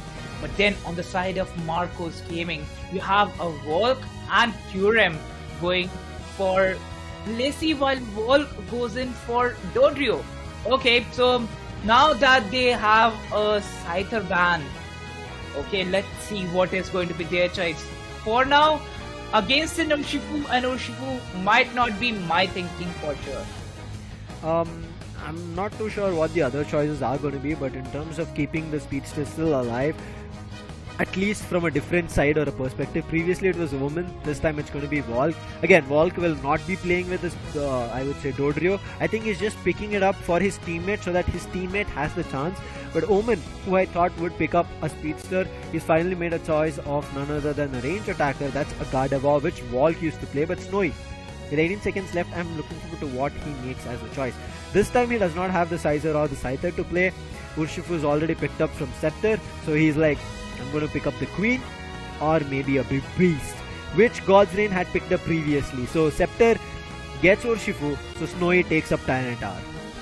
Yes, with that, now that the lineups have been finally prepared, I'm way more excited to see how this lineup works out for the team. Okay, it would be another kind of, difference that we have made. Okay, I want to say is like Walk. I'm a little bit surprised. I was not sure that Walk will be playing a speedster, but it looks like in the final preparation phase as well, Walk has not decided to change. I thought he would take up the Glaceon and give somebody else the Dodrio. It's going to be an interesting battle, as you said. I'm looking forward to what happens right now. God's Reign, are they going to open up their balance sheet or the league table scorecard right now? Or is it going to be Marcos closing it off? Well, yes, exactly. And with that, let's begin. We are all ready and go. Let's set go. We start with the game number 2, where we are already having, a difference coming up. Marcos is already at a 1-game difference against Team God's Reign. A bit of a time to be taken now. Yeah. On to you, Lucifer. We immediately have a quick pause. We'll be getting back into the game. Interesting choices made from both the sides. As we did see Urshifu that we talked about that was available, especially giving away a speedster as well from Omen, who waited for a long time and then chose up Gardevoir, which was Walk's choice, and then Walk not making a move into, I would say, the ranged attacker. I think it's a technical drop that one of the players had as we were starting the match, so we'll be getting back to the game, nothing to be worried about.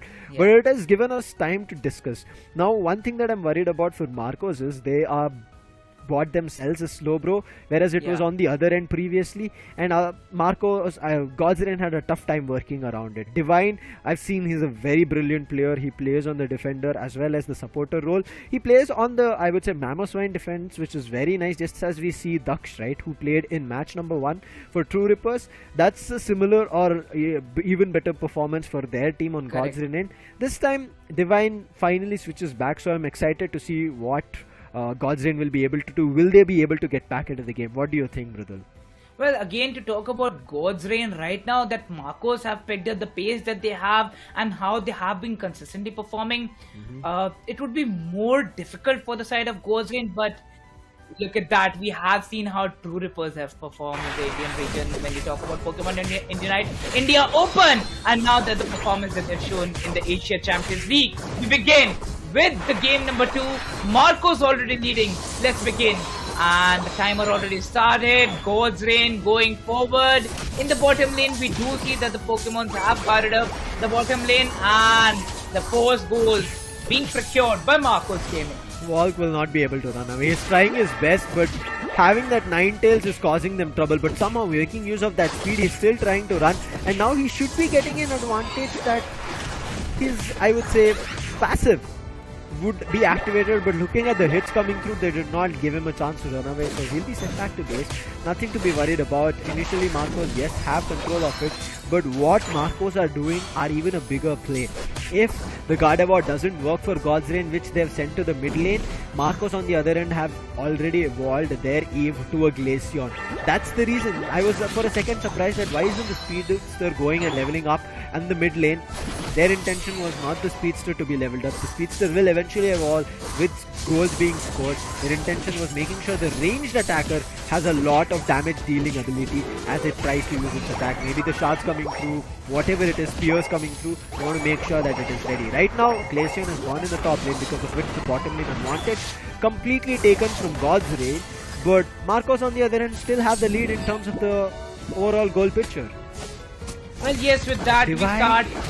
Ooh. Small nap. Ooh, a small nap. At last it is so as it requires that, right? And we begin with God's Reign now taking up the power in their hands. They would be taking this scoreline to 71 to 53. Quite a mid lane disturbance coming up here as Kale, trying to get.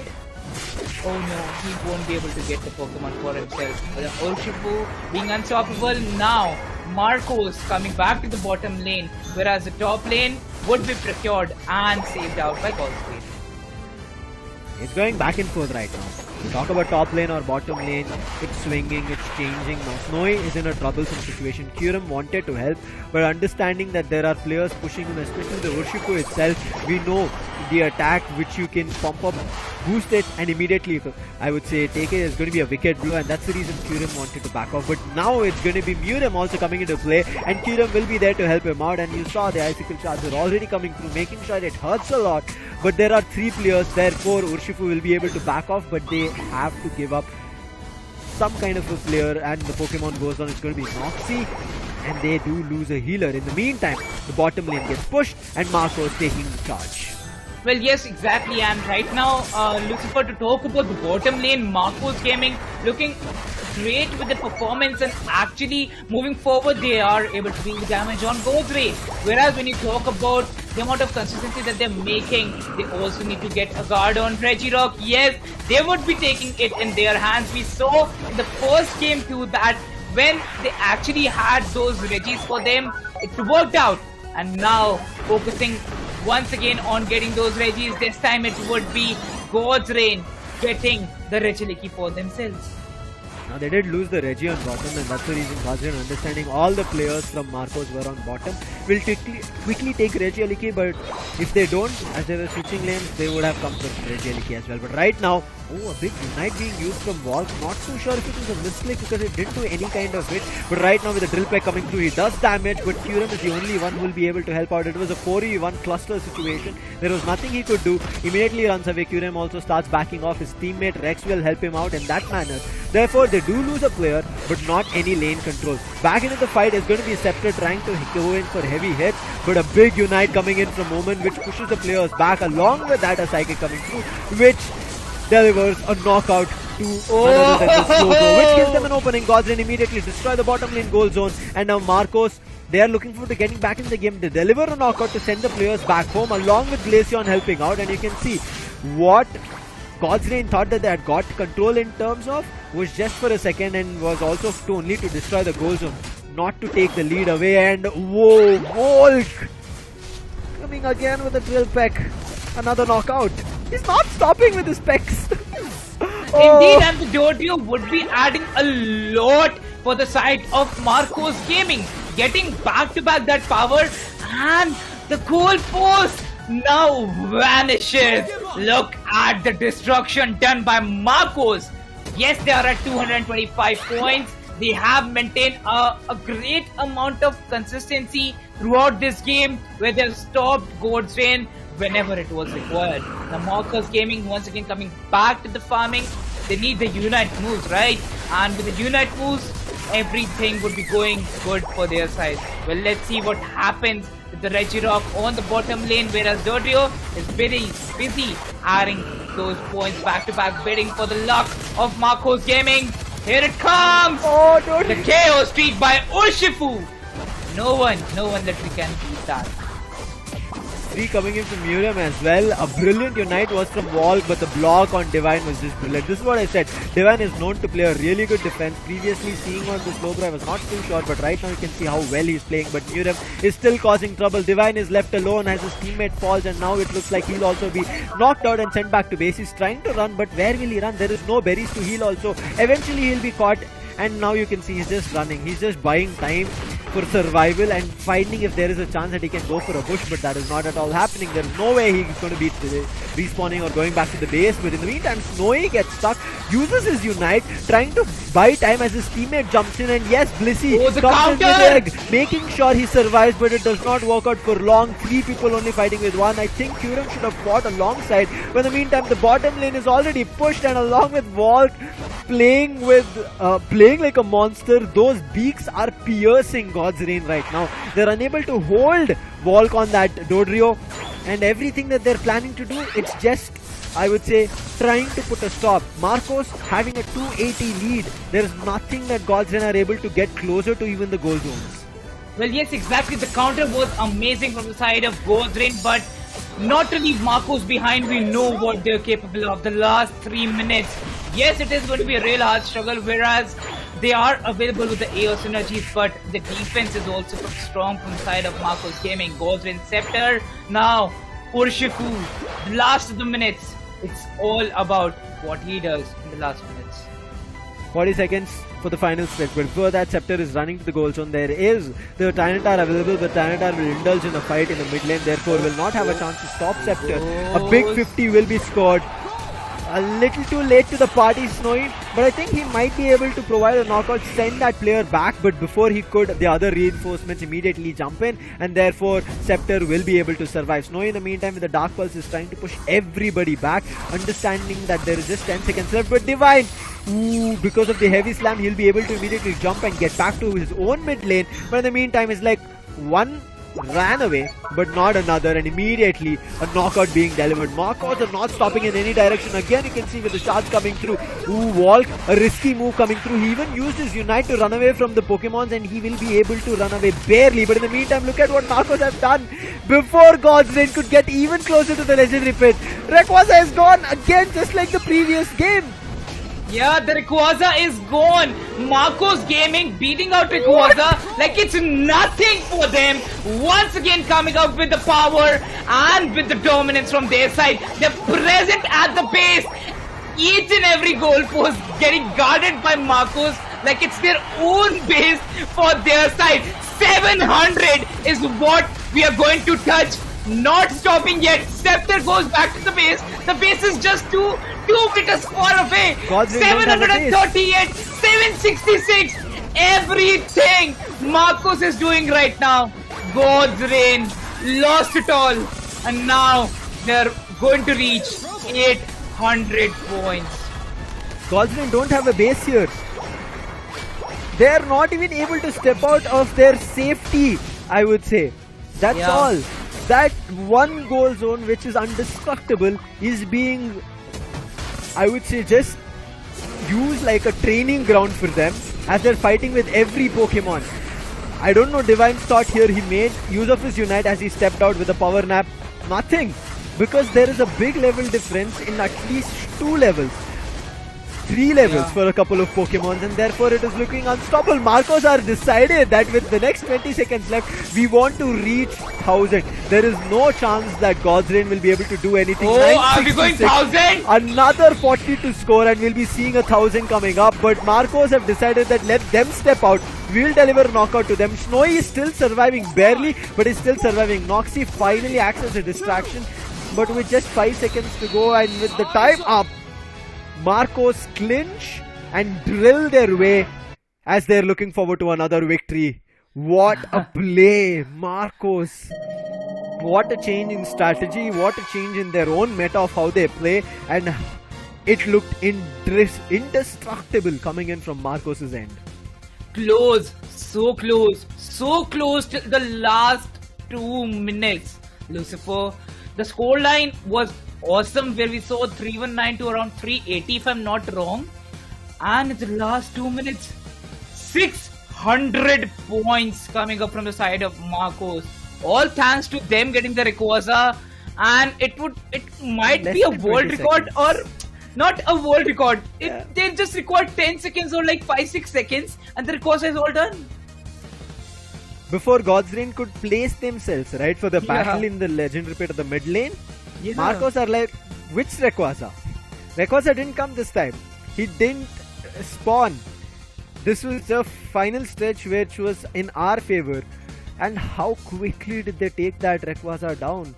Before we could look at it, right? The animation is there when Rayquaza spawns, that entire dragon dance, if you want to say, and sits in a spiral form. Before that spiral was complete, Marcos put it down.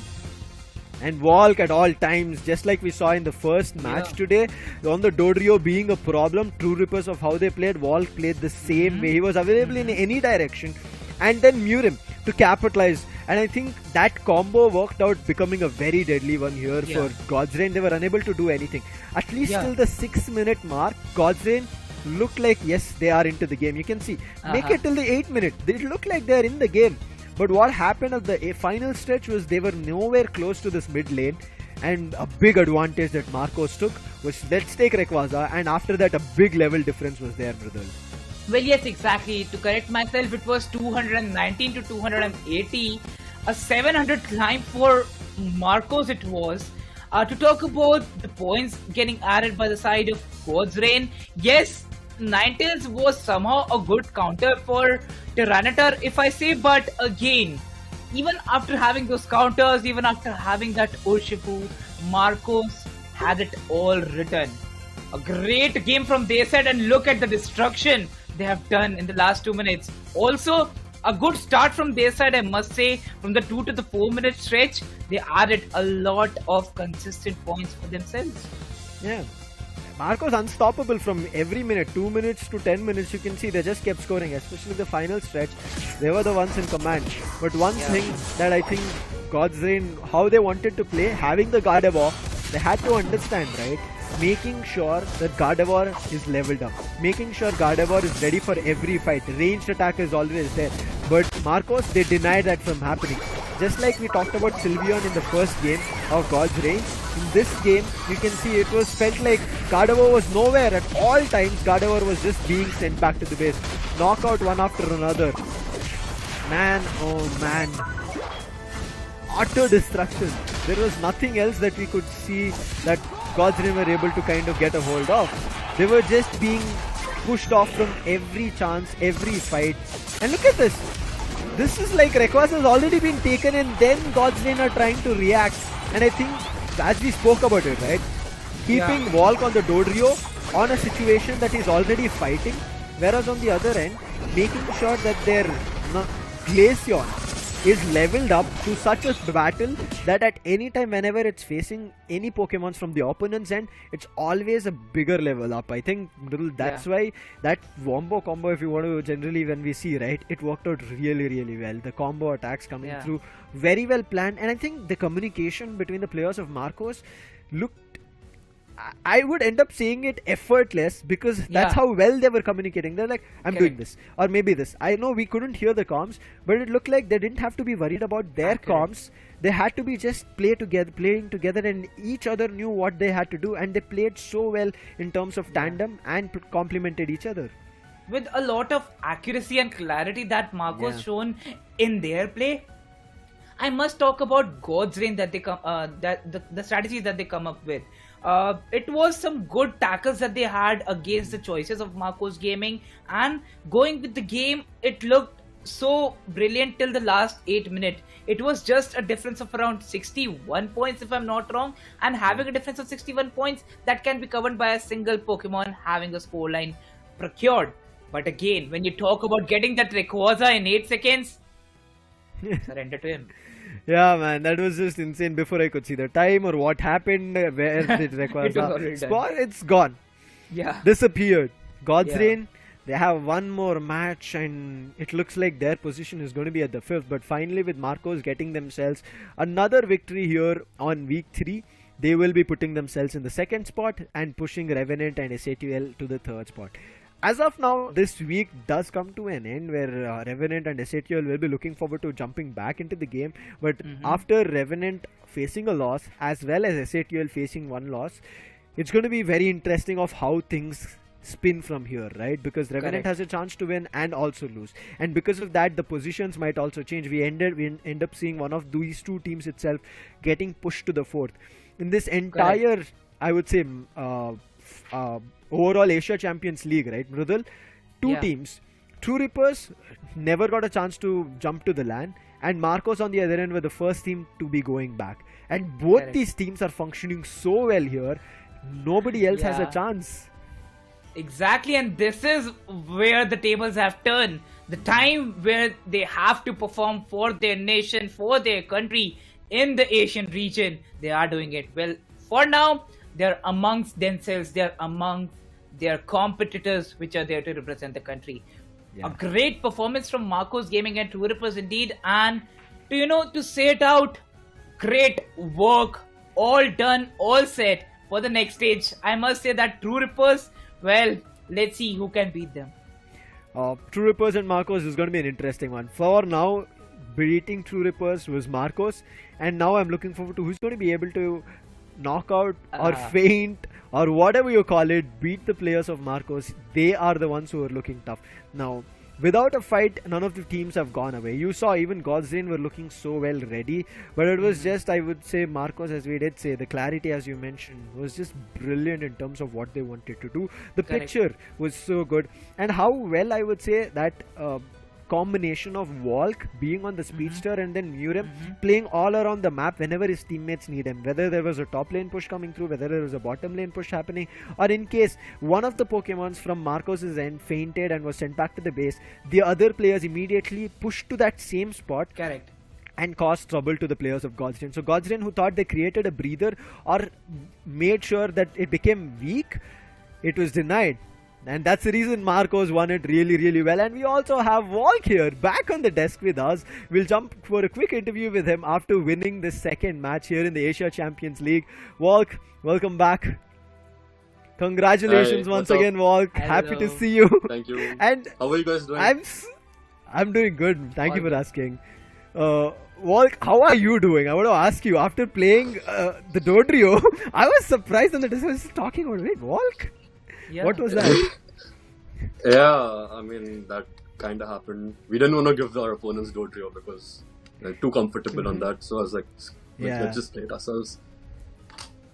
I thought, I was thinking that at least in the preparation phase, you will switch it up, give it to one of your teammates. And then there's Volk is still playing it. This is going to be interesting. And I think the combo that you, Murem, as well as you played with Dodrio and Glaceon worked out very well, Volk. Congratulations. Well, yes, exactly. Well, I have a question in my mind, Volk.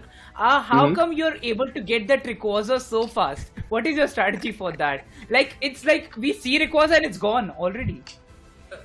Game 1, they just flipped. Like, I mean, we were like, we'll zone them, but they just went in the pit and they flipped. And then game 2, I was like, I'm gonna mess around, buy time, and then our guys was like, let's just press all the buttons on the Rayquaza. So I think that's what they did, and then we got it.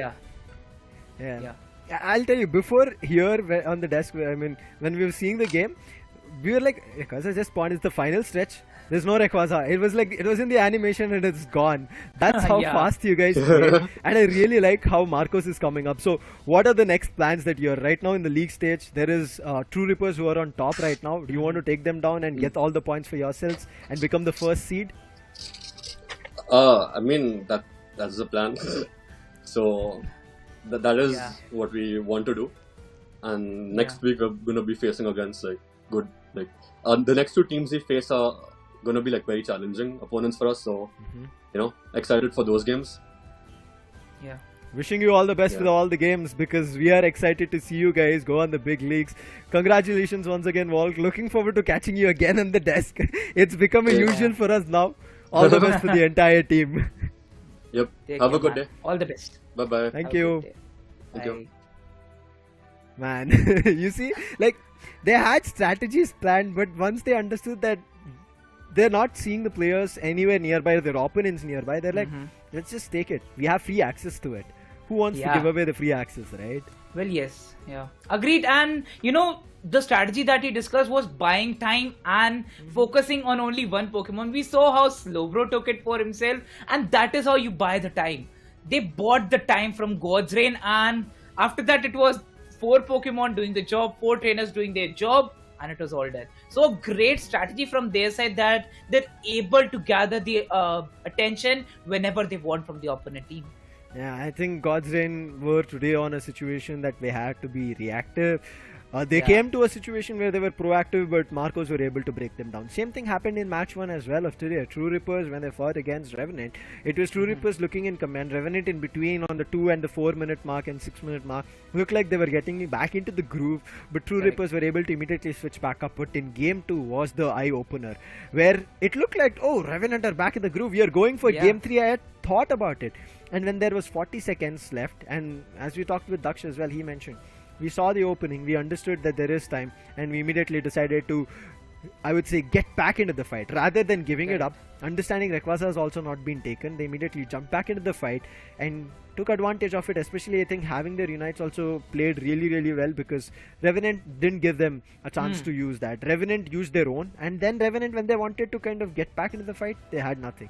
Here, Marcos did that. Marcos, they never left an opportunity. You could see Volk as he said, right, knowing that Dodrio is available for picking, making sure that they don't get a chance to pick it up, denied. And that's the reason Volk immediately picked it up. And then understanding that he's already picked it up, let's just make use of it. And using his Unite, used it thrice, and at all times it hit and did damage to Pokemons around for anybody in from the side of God's Reign here. Well, yes, exactly. It was indeed a great performance from the side of Marcos Gaming. How well they were available with their strategies against Team God's Reign. And today we saw in this week that Marcos Gaming and True Rippers now having that pace, now having that lead. It looks like that they have their journey already set for the stage 2. But then again, there are some more games remaining. To talk about each and everything, Lucifer, we're all set to actually be in the next week, and let's wait for it. For our viewers, in case you still have thoughts of what's happening and what the entire tournament in terms of the matches of the other regions as well, there is a link which you can click on and get more information about. So head over there for all the details about the East Asia, Southeast Asia, India you're watching, and on every Sunday you can get back here and watch and see what's happening in terms of the action and which teams you can expect. Again, letting our viewers know this is the first stage. You're looking at a couple of teams who are looking brilliant, but there is still stage 2 where they'll be playing on the playoff stage where they will have a chance to get back in, but that will be elimination. But for now, for today of week 3 or day 3 you want to say it, for the India region, we're going to be saying bye but telling you we'll be coming back with a lot more action for week 4. Take care and see ya.